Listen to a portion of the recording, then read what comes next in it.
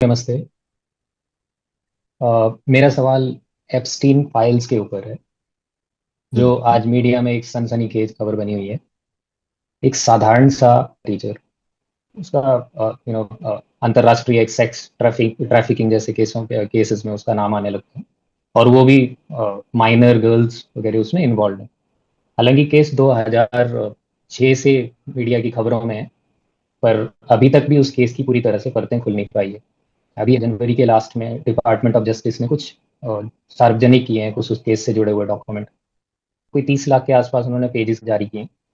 2,000 के आसपास कुछ वीडियोस हैं, और कोई 1,80,000 के आसपास कुछ फोटोग्राफ जारी किए हैं। इसमें जिन लोगों के नाम इसमें केस में जुड़े हुए आ रहे हैं, काफी रसूखदार नाम है। ये सब काफी सारी बातें मुझे पता है। सवाल क्या है? या कोई बहुत आनंद नहीं आ रहा ना ये सारी काली कहानी सुनने में, तो इसीलिए सवाल पर आइए। तो इसमें पॉलिटिशियंस हैं, सेलिब्रिटीज है, बहुत सारे स्पिरिचुअल टीचर्स के नाम आ रहे हैं। मेरा सवाल इसमें सर ये है कि क्या इसमें मनी, पावर और सेक्स, इन चीजों में कुछ कोई संबंध है क्या?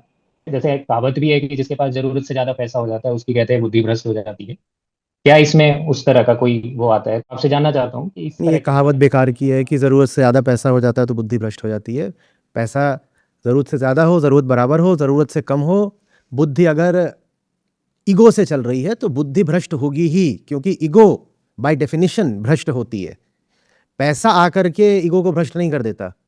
ईगो के हाथ कम पैसा हो वो तो भी भ्रष्ट होगी। वो कहेगी मैं कम पैसा था, मैं इसलिए चोर हूं, पैसा इतना कम था इसलिए मैंने चोरी की। उसके पास ज्यादा पैसा हो तो कहेगी मेरे पास इतना पैसा है, मुझे कौन पकड़ सकता है, इसलिए मैंने चोरी की। तो वो भ्रष्ट होती ही होती है।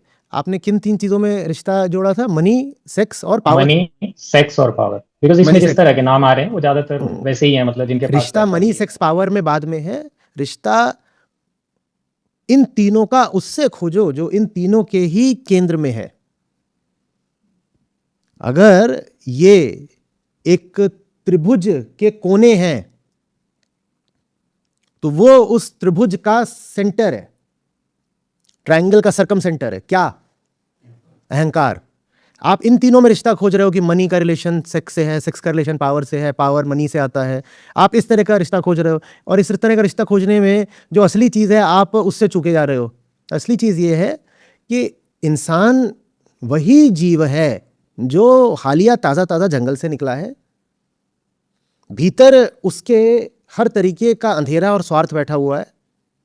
उस अंधेरे के हाथ में अगर पैसा आएगा तो वो पैसे के माध्यम से लोगों का शोषण करेगा। उस अंधेरे के हाथ में अगर ताकत आएगी तो ताकत के माध्यम से लोगों का शोषण करेगा। शोषण तो वो करेगा ही करेगा, क्योंकि शोषण उसे करना था। अगर वो कोई नहीं कर रहा शोषण तो इसका मतलब ये नहीं अच्छा आदमी, इसका मतलब बस ये है कि अभी उसको सामर्थ्य नहीं मिली है, ताकत नहीं आई है। जिसके भी हाथ में ताकत दे दोगे वो यही सब कुछ करेगा।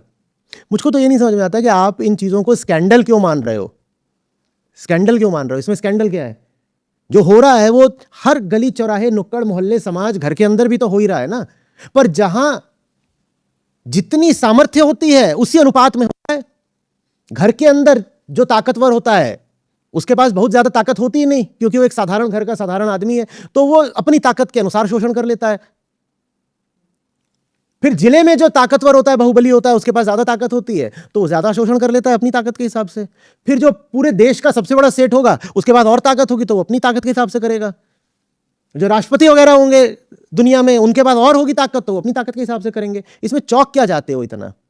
और पूरी दुनिया इसमें क्यों अचंभे में है कि अरे बड़ा बुरा हो गया, बड़ा बुरा? क्या बुरा हो गया? जो हो रहा है वो हर जगह हो रहा है और सदा से हो रहा है। इसमें चौक क्यों रहे हो? चौक इसलिए रहे हो क्योंकि तुम एक झूठे सपने में जीना चाहते हो।